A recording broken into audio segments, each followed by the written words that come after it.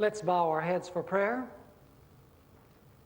Our loving Heavenly Father, once again we come into your presence with humble hearts, with the spirit of learners, wanting to hear your voice speaking to us.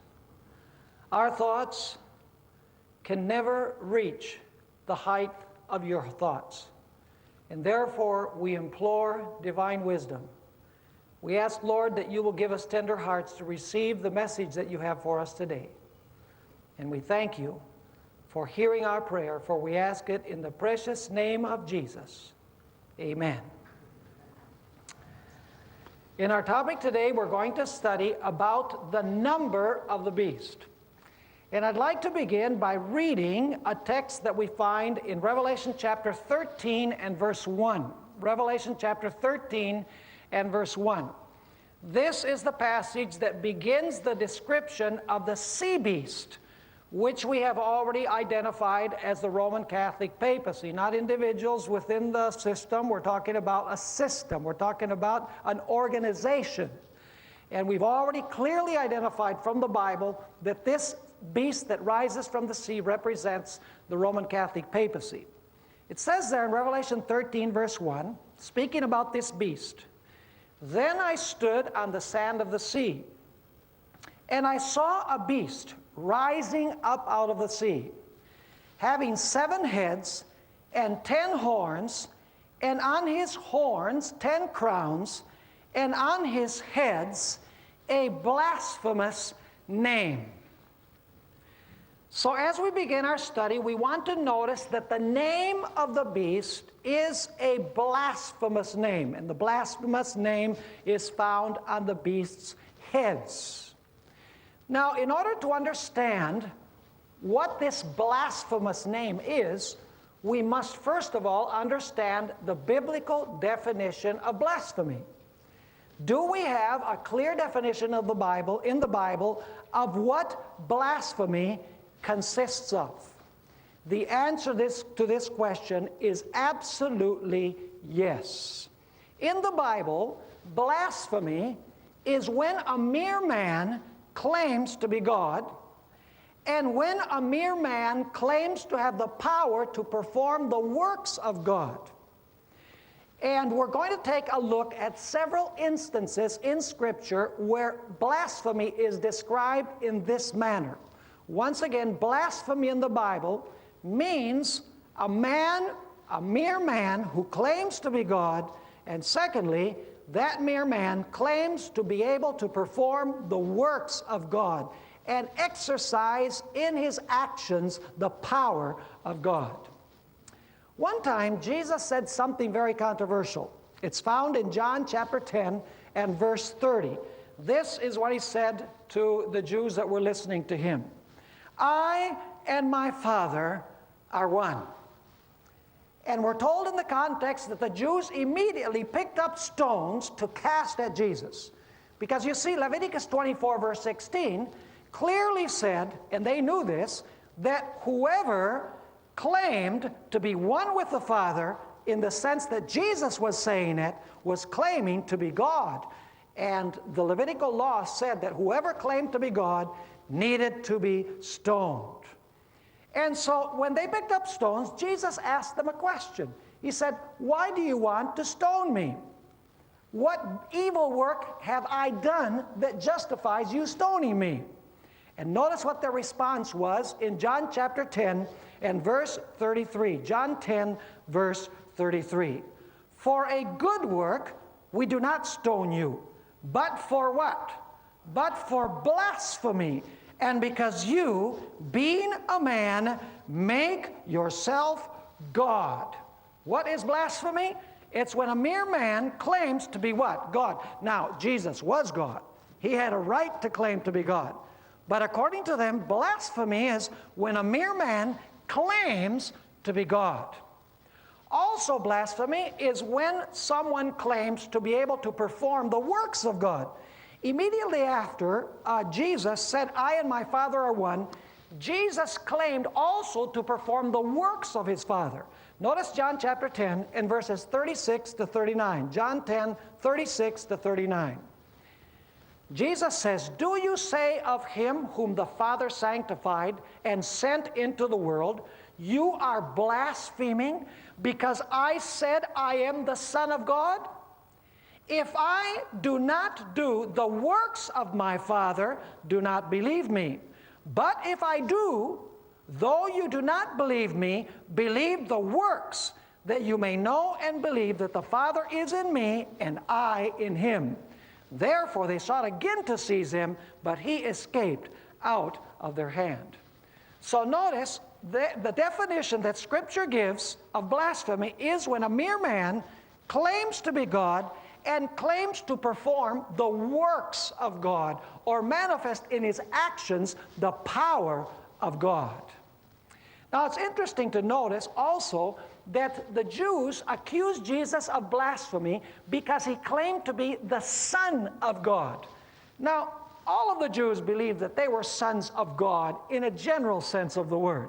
But they knew that when Jesus was saying that he was the Son of God, what he was meaning is that he was the representative of God on earth, that he was the authorized spokesman for God. If you please, Jesus was claiming to be the vicar of God, or vicarius Dei, the representative of God on earth. Now it's interesting to notice also that blasphemy is defined in Scripture as when a mere man claims to have the power to forgive sins. Not only when a mere man claims to be God, but also when he claims to exercise the power and prerogatives of God. Notice Mark chapter 2 and verse 7.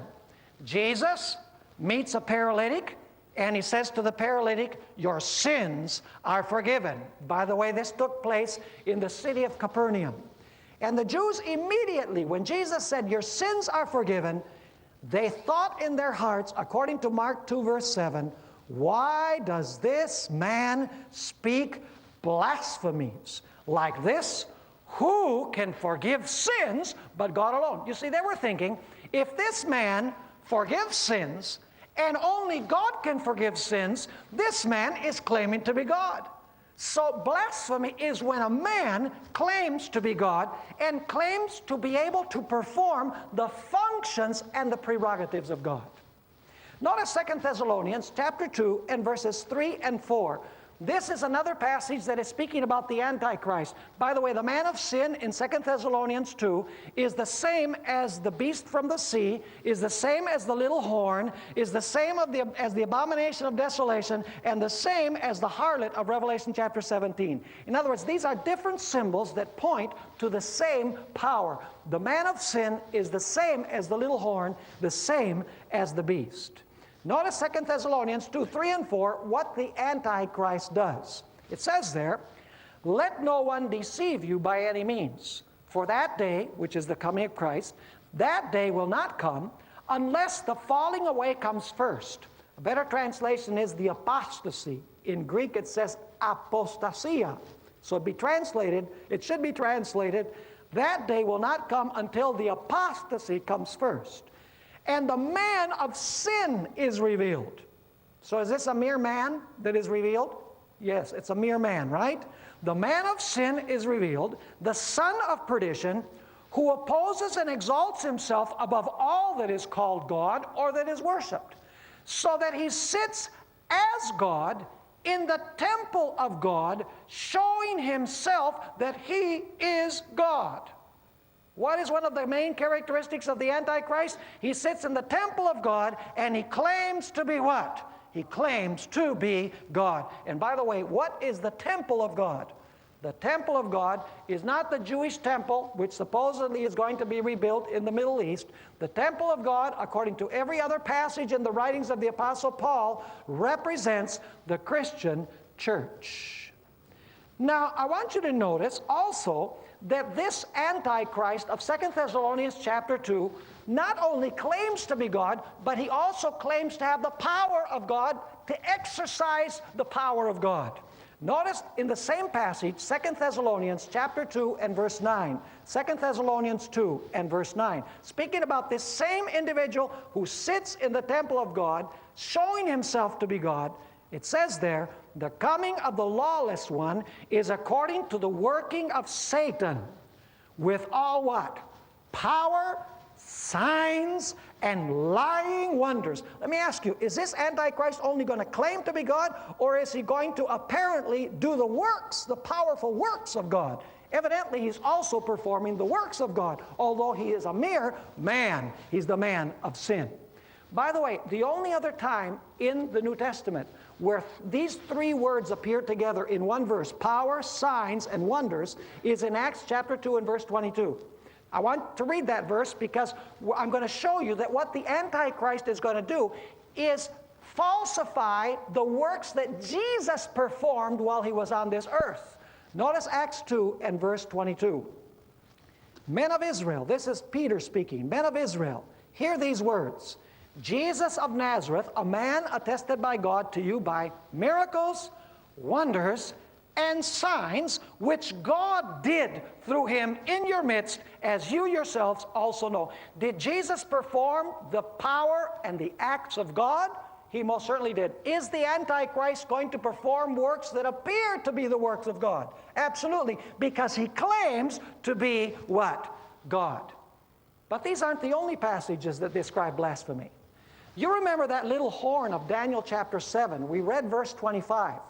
And one of the characteristics of the little horn is that this horn speaks pompous words against the Most High. Daniel 7 verse 25, he speaks pompous words against the Most High. The question is, what are those pompous words that this little horn speaks? Revelation 13 verse 5 defines what those words are.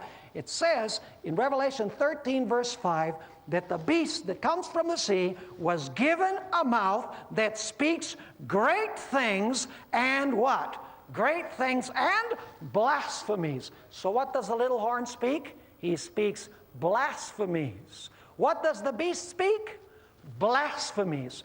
Must that mean then that the little horn and the beast claim to have God on earth and claim to have the power to forgive sins and also perform many of God's other functions? Absolutely. But this isn't all.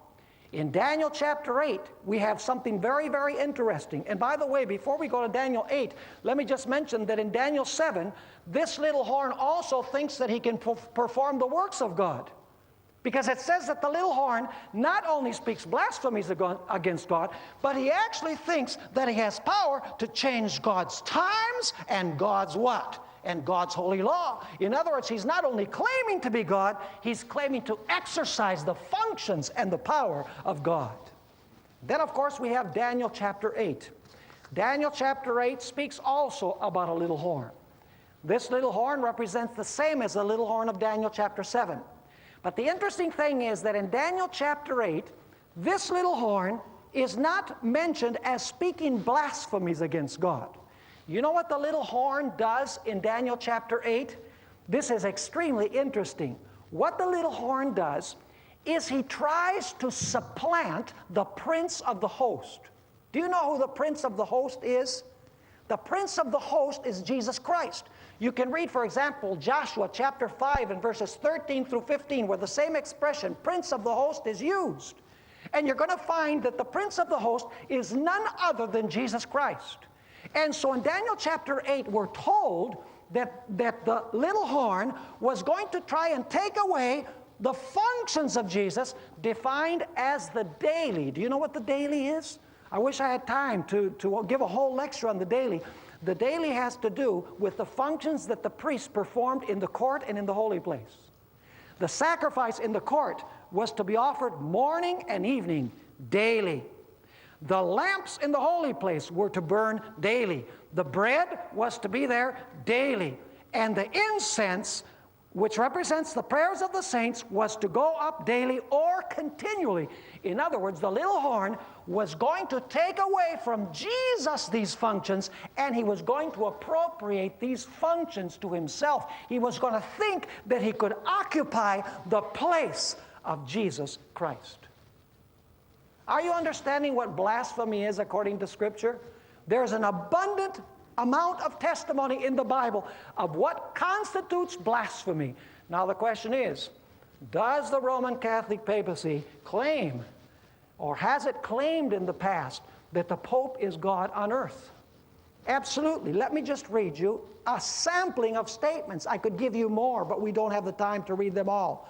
This is from the prestigious commentary, Roman Catholic commentary, Lucius Ferraris, Prompta Bibliotheca, in the article Papa or Pope. Notice what he has to say. The Pope can modify divine law, since his power is not of man, but of God. His power is what?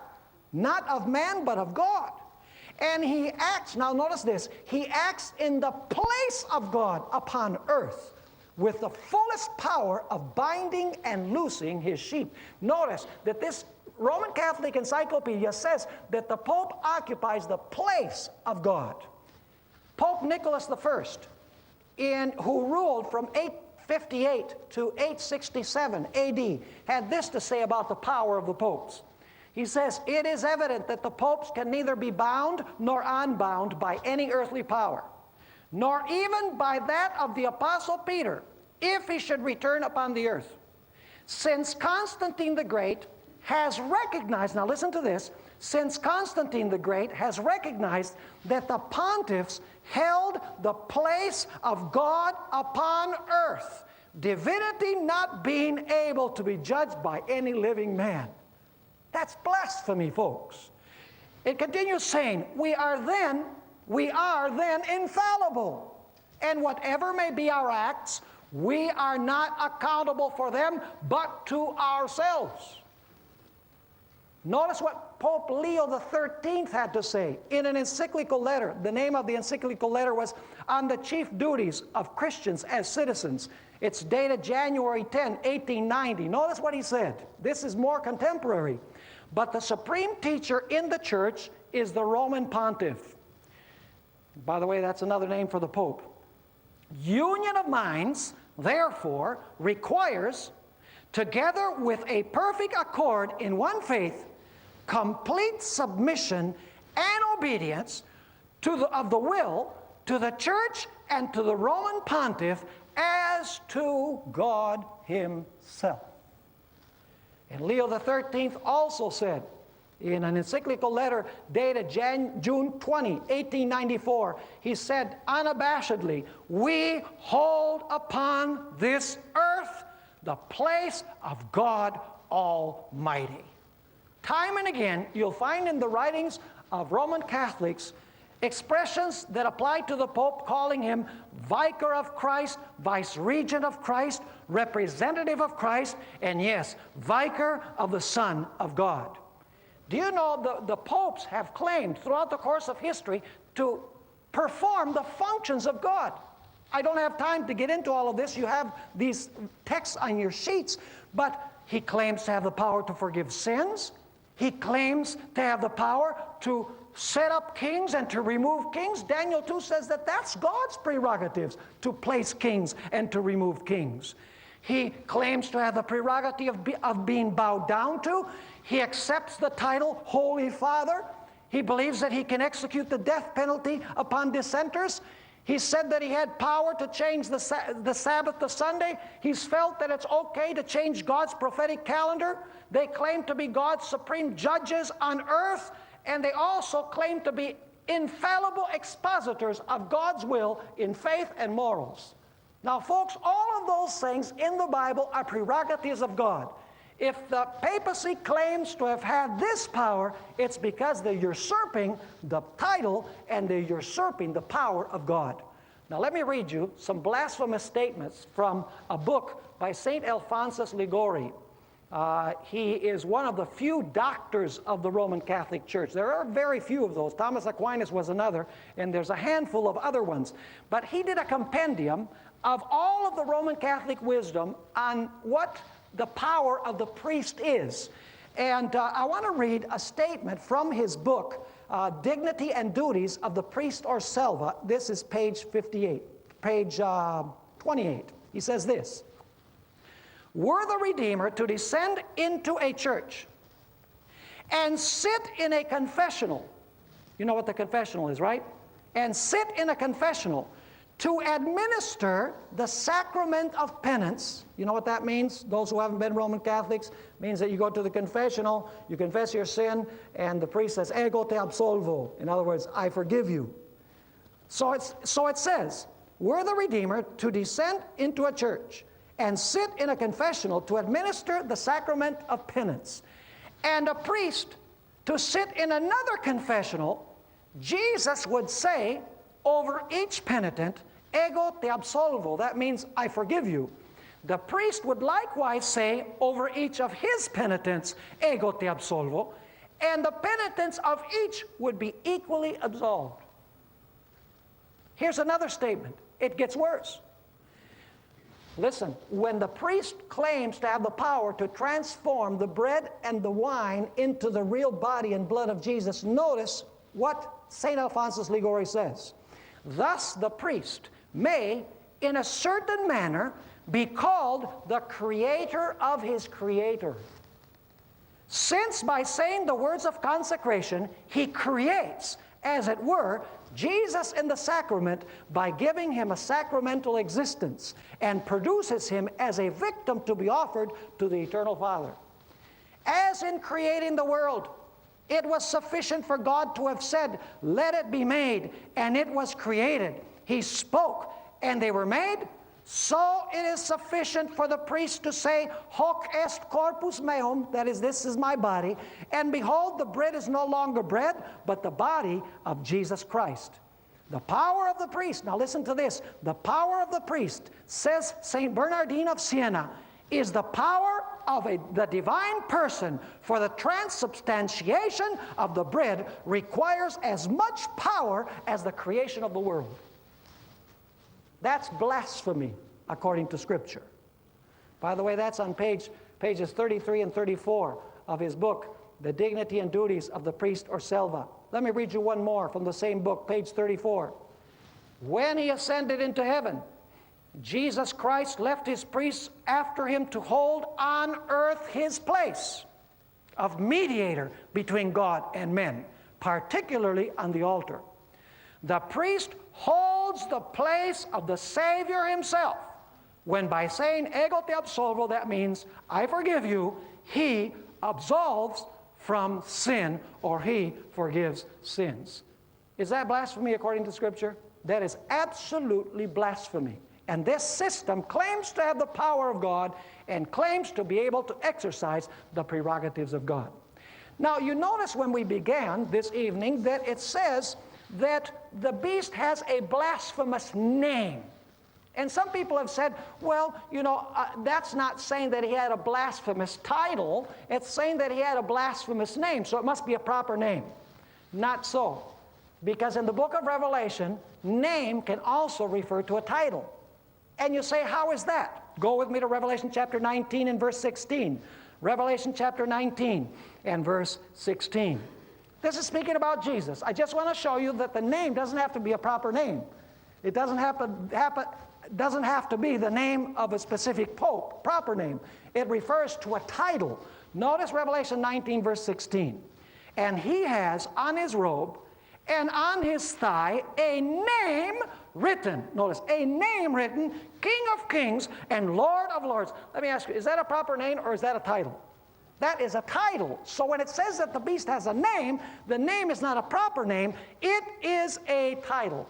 Now, did you notice that the name has a number?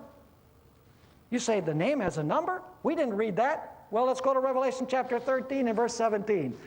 The name is a blasphemous name. Are you clear on that point? The name is a blasphemous name. Now we're going to notice that the name has a number. Revelation 13 and verse 17. And that no one may buy or sell except one who has the mark or the name of the beast or the number of his what? Or the number of his name. So does the blasphemous name of the beast have a number? It most certainly has a number. You say, well, Pastor BOHR, how do you get the number from a name? If this name has a number, which, by the way, we're going to notice is 666, how do you get a number from a name? Let me explain. In biblical times, they did not have Arabic numerals like we have today. the way that they wrote numbers was by using letters of the alphabet. That's true in Hebrew, Greek, and Latin. And it's called gematria. That's the method of using letters of the alphabet as numbers.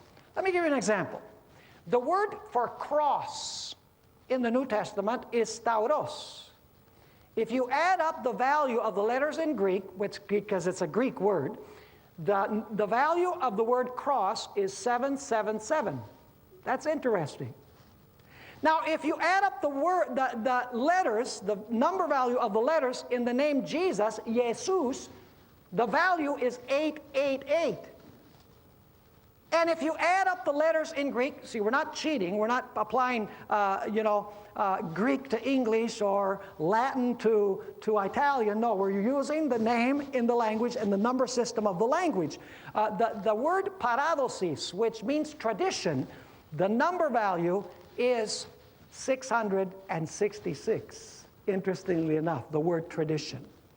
Now, how do we find the numerical value of the name of the beast? Well, allow me to read from a few versions here what we need to do in order to determine the number of his name. I want to read from the Living Bible. I don't normally read from paraphrases, but this paraphrase, I believe, is very, very faithful to the original text, to the meaning of the original text. Notice what the Living Bible says. On Revelation 13, verse 18, where it speaks about counting the name of the beast, and the name has a number. It says, this is the translation, "Here is a puzzle that calls for careful thought to solve it. Let those who are able interpret this code. The numerical values of the letters in his name add to 666. Did you catch that? The numerical value of the letters in his name adds up to 666. Notice the way the New English Bible, which is a kind of a dynamic translation of the Bible, the New English Bible says the number represents a man's name, and the numerical value of its letters is 666. Even the Roman Catholic Douay version has a footnote that says this: the numeral letters of his name shall make up this number. So even the Roman Catholic version says what you have to do is find the number value of the letters of his name, and then you know what the number of his name is. Now I want you to notice another characteristic that we find of this beast with this number. Notice Revelation chapter 13 and verse 18. Here is wisdom. Let him who has understanding calculate the number of the beast, for it is the number of a man. His number is 666. Now, let me tell you something about that expression. It is the number of a man. Really, the word number, the word man, has the indefinite article a, but it's not in the original language. It can be translated, it is the number of man. In other words, this is a system that is centered in man. By the way, isn't it interesting that many of these Antichrist passages have the emphasis upon man? For example, the little horn has eyes like a man. This system has the number of a man. And the one who sits in the temple of God is the man of sin. In other words, this is a system that centers on man, that majors on man. It claims the prerogatives of God, but it brings honor and glory to man. Now we want to ask the question, what language should we use to determine the value of the letters of the name? You say, well, how do we know which language to use? Should we use the Greek number system to determine the meaning of the name? Should we use the Hebrew system value of the letters? Should we use the Latin system of the value of the letters? How do you know which number system to use to determine the numerical value of the name? Well, the fact is, there's no doubt whatsoever that we need to use the Latin as the language to determine the number and the name of this beast. And you say, why Latin, Pastor BOHR? Well, for a very simple reason. You remember that there was a dragon in Revelation 12 that tried to kill the child as soon as the child was born. Let me ask you, what empire was ruling at that time? It was Rome. Then you read Revelation 13 and verse 2. It says that the dragon gave his seat and his power and his authority to whom? To the beast. So let me ask you, where does the beast receive his authority from? He receives it from the dragon, and the dragon represents Satan, but also what? Rome. So in other words, the beast, the little horn, received their power from Rome. By the way, the little horn also comes from the head of the dragon beast, which is Rome. In other words, this power, the little horn or the beast, are from what nation? They are Roman powers, which means that we must use the system of what? The system of numbers that was used in Rome. Now let me ask you, what number system was used in Rome? The system that is known as Roman numerals. Now, allow me to read a text from the New Testament to prove to you that Latin was spoken in the days of Christ. John chapter 19 and verse 20 tells us that Latin was spoken. Don't you think that I'm just saying, well, you know, they spoke Latin way back then? No, I'm not saying that. The Bible says that Latin was the language of Rome back then. Notice John 19 and verse 20. It says, "Then many of the Jews read this title, for the place where Jesus was crucified was near the city, and it was written in Hebrew." What else? Greek, and what else? In Latin. So did Latin exist in the times of the Roman Empire? Yes, it was the official language of Rome. Let me ask you, what is the official language of papal Rome? Portuguese? No, the official language of papal Rome is Latin, which means that his name must be a Latin name because it's a Roman power, and we must use Roman numerals to determine the number of his name. Are you understanding what I'm saying? Very, very important. Okay, now, let me just digress a moment here, because I want to show you that the number 666 is very closely related to Rome. You know, in antiquity, as I was mentioning, in Hebrew, in Greek, and in Hebrew and in Greek, they used letters to denote numbers. And they did the same thing in Latin, but they changed things around. Whereas in Greek and in Hebrew, you know, there were many, many of the letters of the alphabet that were equivalent to numbers. It wasn't so in Latin. In Latin, what they did was choose 6 Roman numerals to represent all numbers. You say, no, Pastor, there's 7. There's the I, the V, the X, the L, the C, and the D, right? And the M. You say there's 7, there's not 6. But let me tell you that the original system, which was developed by the Latin poets, did not include the M. The M was added in the Middle Ages. The way that they used to write 1,000 was not with an M. I have pictures of this. They would write 2 D's side by side to indicate 1,000. And so the Latin poets established a system where there were 6 letters of the alphabet that were equivalent to numbers. And you know what's very interesting? If you add the 6 Roman numerals that were part of the original system, if you add 1 plus 5 plus 10 plus 50 plus 100 plus 500, the total of the Roman numerals is 666. This would seem to indicate they were supposed to look for the number 666 somewhere in Rome. Now, a question that comes up is, what is the name that this system has, that this system applies to its leader, which is a blasphemous name? I'm going to tell you what the name is. The name is Vicarius Filii Dei. Do you know what that expression means, that name means in Latin? Vicarius Filii Dei. It means vicar of the Son of God. See, in Latin, when you have an ending in I, filii, and dei, it's the genitive, it's possessive. So basically it means vicar or representative, or one who takes the place of the Son of God. Now some people say, well, you know, this name really is not a name that was given to the popes. It's not an official name of the popes. It's just Protestants that say that that was a name of the pope. Well, I want to go through some historical evidence to show you that it's not so.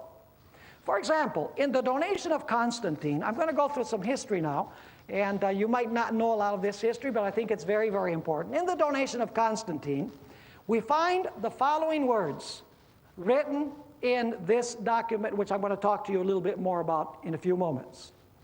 As the blessed Peter is seen to have been constituted vicar of the Son of God, blessed Peter was what? Constituted what? Vicar of the Son of God. By the way, this was written in Latin, and the expression is vicarius filii Dei. On the earth, so the pontiffs, who are the representatives of that same chief of the apostles, should obtain from us and our empire the power of a supremacy greater than the clemency of our earthly imperial serenity is seen to have conceded to it. Let me tell you a few things about the donation of Constantine. It was actually purportedly a letter that was written by Constantine the Great, the emperor, to Pope Sylvester I. And if you read the donation of Constantine, you'll see that Constantine apparently gave temporal power to the Pope. He practically gave the Pope unlimited temporal or political power in the donation of Constantine. Now, it's interesting that this document was known as early as the 9th century AD. But beginning with the 11th century AD, it began to be used by the popes in order to prove that they had a right to govern not only in religious affairs, but they had the right to govern in political affairs as well, because they used the forgery. They said Constantine signed this as the emperor, and he told us that we could govern not only in religious affairs, but also in civil affairs. Well, the authenticity of the donation of Constantine was questioned beginning in the 15th century when literary criticism began to grow.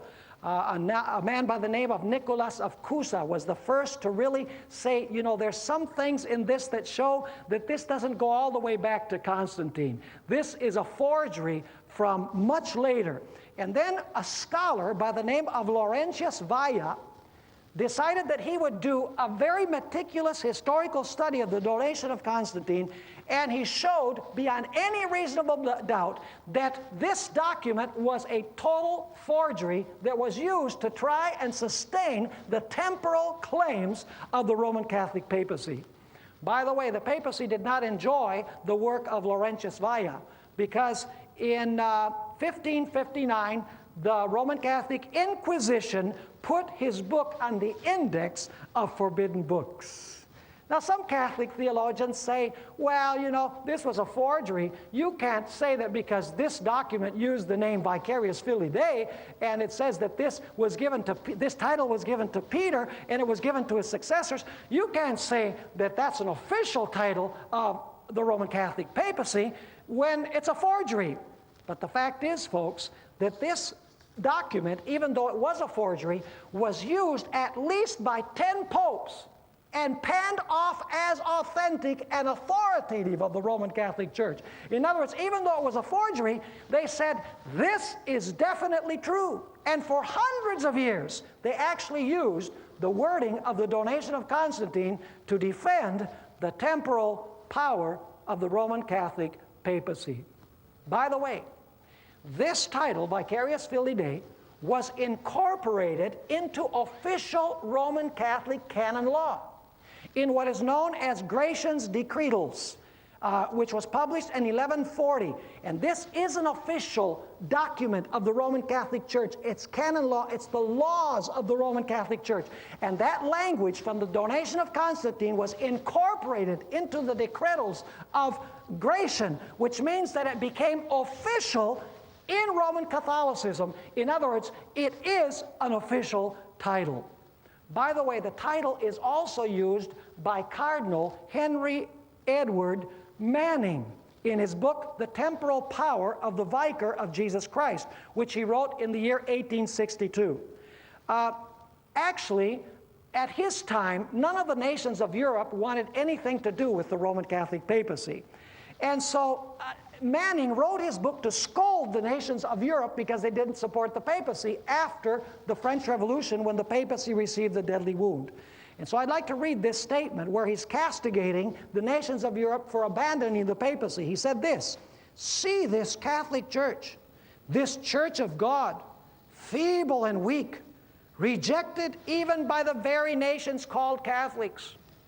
There is Catholic France and Catholic Germany and Catholic Italy giving up this exploded figment of the temporal power of the Vicar of Jesus Christ. In other words, they're giving up this concept of Jesus Christ, the Vicar of Jesus Christ.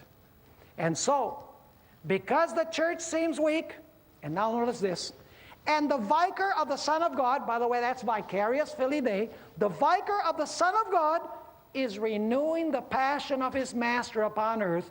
Therefore we are scandalized. Therefore we turn our faces from him. He's saying we've turned our faces from the Vicar of the Son of God, which was the Pope that was ruling in his day. He continues saying in his book, speaking about the growing temporal power of the papacy under the popes Gregory I, Leo III, Gregory VII, and Alexander III, he says that at this time, the power of the Pope, the temporal power of the Pope, became a dogma, a law of conscience, an axiom of the reason and theological certainty. And then he says this, so that I may say, there was never a time when the temporal power of the Vicar of the Son of God, there's the same title again, the temporal power of the Vicar of the Son of God, though assailed as we see it, was more firmly rooted throughout the whole unity of the Catholic Church and convictions of its members. By the way, the title is also in the prestigious Roman Catholic dictionary or encyclopedia called Prompta Bibliotheca, written or prepared by Lucius Ferraris. I'd like to read you an interesting statement also from the book by John Paul II, Crossing the Threshold of Hope, a very, very popular book. This is what he says actually I think it's page 7 of his book. He says this, actually it's page 3. He says, the leader of the Catholic Church is defined by the faith as the Vicar of Jesus Christ and is accepted as such by believers. And then John Paul II says this, the Pope is considered the man on earth who represents the Son of God. Is that what a vicar is? Someone who represents someone else? Yes. Who represents the Son of God, and now notice, who what?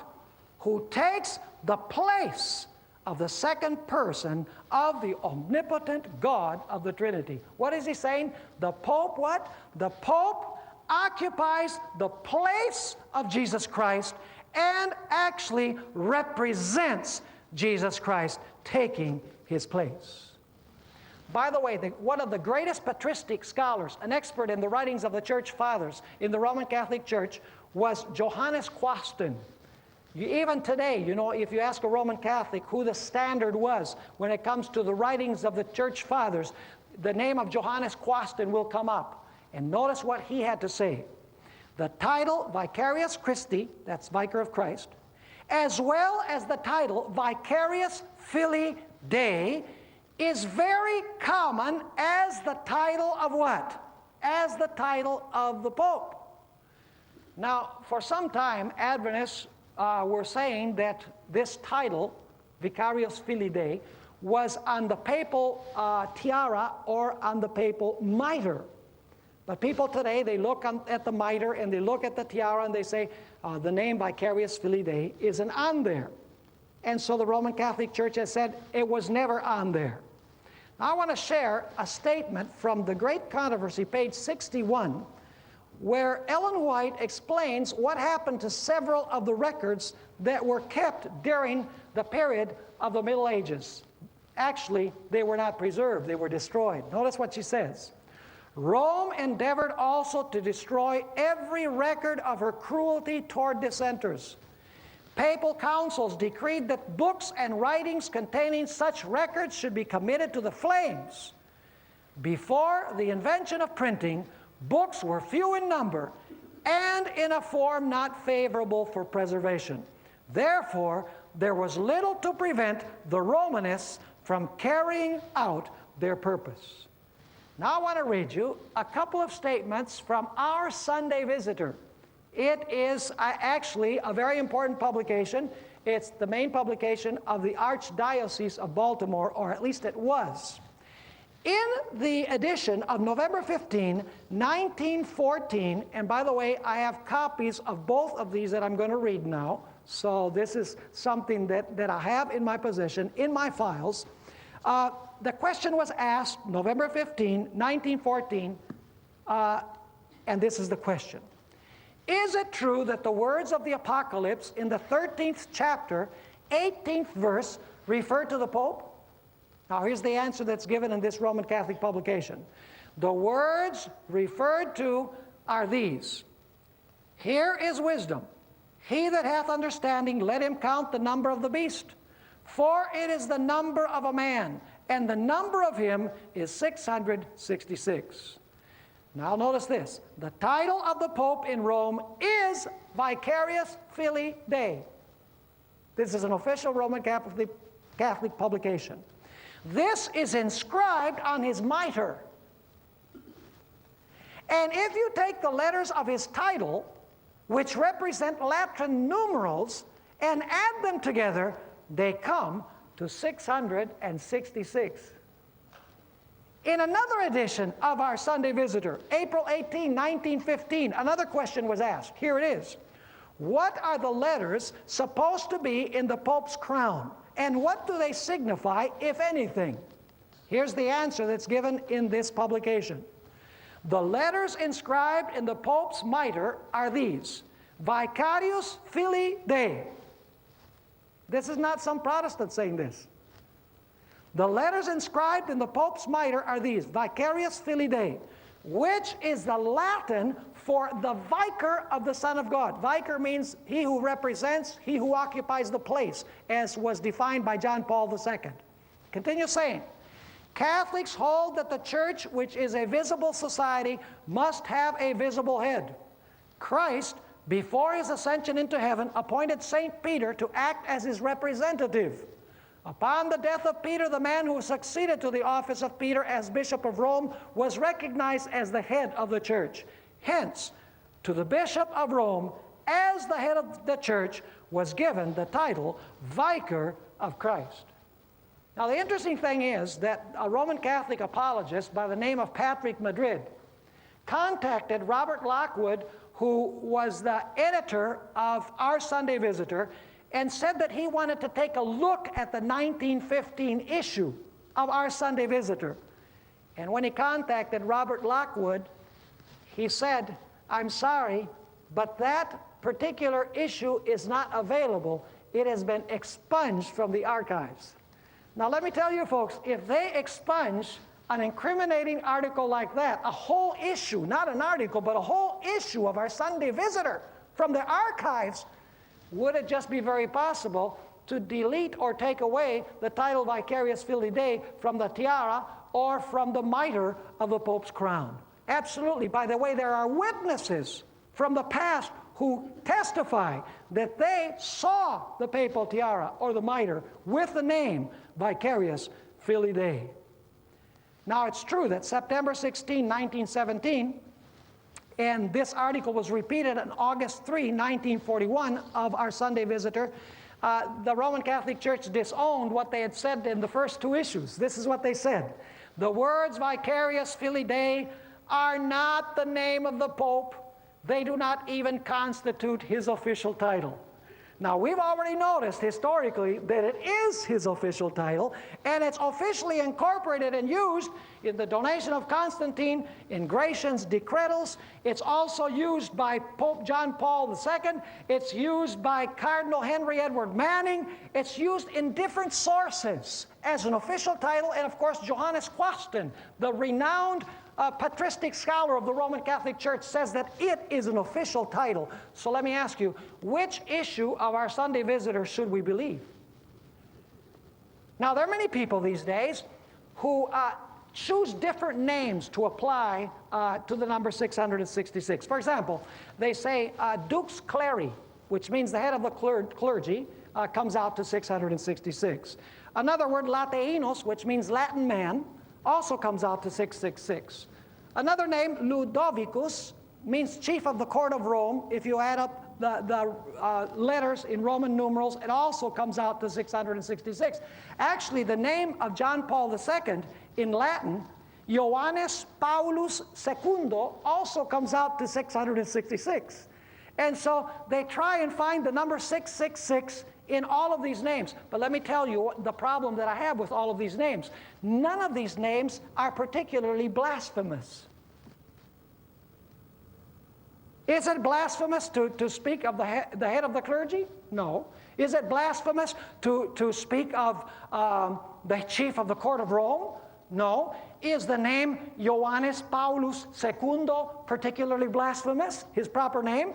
Absolutely not. Is the word Lateinos, which means Latin man, is that particularly blasphemous? No. The name which gives a number must be what kind of a name? It must be a blasphemous name, a name that apparently gives him the right to claim the prerogatives of God and to claim the power of God. By the way, do you know who Jesus left on this earth as his representative when he left? It was not the Pope. It was the Holy Spirit. Notice what we find in John chapter 14, verses 16 through 18. Here Jesus is speaking. And I will pray the Father, and he will give you another helper, that he may abide with you forever, the Spirit of truth, whom the world cannot receive, because it neither sees him nor knows him. But you know him, for he dwells with you, and he will be in you. I will not leave you orphans. I will what? I will come to you. So who did Jesus send as his representative on earth? The Holy Spirit. Now look how interesting this is. Jesus said, I'm going to be the visible head, and I'm going to be in heaven. The Holy Spirit is going to be the invisible head, and he's going to be on earth. The Roman Catholic Church has changed that around. And they say the invisible head of the church is in heaven, Jesus Christ, and the visible head of the church is the Pope on earth. In this way, the Pope has usurped not only the position of Jesus Christ, but has usurped the position of the Holy Spirit. If that isn't the epitome of blasphemy, I don't know what is. By the way, did you know that the word Antichrist is almost synonymous to the expression vicar of the Son of God, vicarius filii Dei? You say, now wait a minute, Pastor. Antichrist means somebody who is against Christ or who is opposed to Christ. That's possible. But do you know that the Greek preposition anti also means to take the place of or to substitute for someone? Let me give you some examples. In Greek, the word antibasileus means one who takes the place of the king when the king leaves. You're acquainted with the name Antipas, right? Antipas. Antipas actually means one who ruled in place of his father. He didn't rule against his father. He ruled in place of his father. We have the word antitype. Do you know what the word antitype means? It means that which takes the place of the type. See, when the antitype comes, you don't need the type anymore because the type is fulfilled. So in other words, antitype means that which takes the place of the type. So the question is, what is meant then by the word Antichrist? The word Antichrist does not mean merely against Christ. It means one who seeks to occupy the place of Christ. Just like John Paul II said in his book, The Threshold of Hope.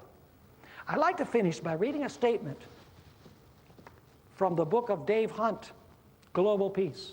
Now, I disagree with Dave Hunt almost on everything that he writes. In fact, I disagree with his identity of the Antichrist here. He says that this Antichrist is going to be a nasty individual who's going to rise in the Middle East when the temple is rebuilt after the church has been raptured to heaven. Now, I don't believe any of that. I believe the Antichrist arose in the Middle Ages, and he ruled for a long period of time. It wasn't one person. It was a succession of individuals.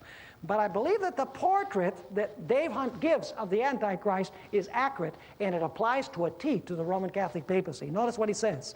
This is pages 6 through 8 of his book, Global Peace. He says, while the Greek prefix anti generally means against or opposed to. It can also mean in the place of or a substitute for. The Antichrist will embody both meanings. He will oppose Christ while pretending to be Christ. Instead of a frontal assault against Christianity, the evil one will pervert the church from within by posing as its founder. He will cunningly misrepresent Christ while pretending to be Christ. And by that process of substitution, notice the word substitution, by that process of substitution, he will undermine and pervert all that Christ truly is. And now notice what he says.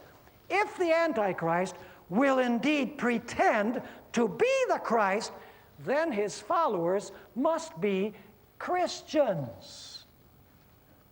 The church of that day will, without dissenting voice, hail him as its leader. Do you understand a little bit better now what the number of the beast is? The number of the beast is 666. But that number is the number of his what? Of his blasphemous name, which is vicarious filii, where he claims to occupy the position of God on earth, to occupy the position of Jesus Christ on earth, and to exercise the powers and prerogatives of Jesus, of forgiving sins, of interceding for sinners, of placing kings and deposing kings, of speaking infallibly in faith and morals, and receiving, people bowing down to him and calling him Holy Father, when Jesus said, no one on this earth should be called Father, for one is your Father, your God who is in heaven. Folks, all of these characteristics clearly show what this power is. And God has given us all this so that we can escape from his power in these last days.